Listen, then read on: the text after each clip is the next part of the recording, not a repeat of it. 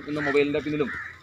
മറ്റു ചില ഭൗതിക സൗകര്യങ്ങളും താല്പര്യങ്ങളും പിന്നിൽ മാത്രമായി സമൂഹം മാറിക്കൊണ്ടിരിക്കുമ്പോൾ അതിൽ നിന്നൊക്കെ വ്യത്യസ്തമായിക്കൊണ്ട് ഈ രാജ്യത്തെ വീണ്ടെടുക്കുന്നതിന് വേണ്ടി ഈ യുവതലമുറ മുന്നോട്ട് വെക്കുന്ന ഈ ഒരു സംഗമം, ഈ ഒരു സ്പോർട്സ് സംഗമം ബാക്കിയുള്ളവർക്കും ഒരു മാതൃകയാണ് എന്ന് ഞാൻ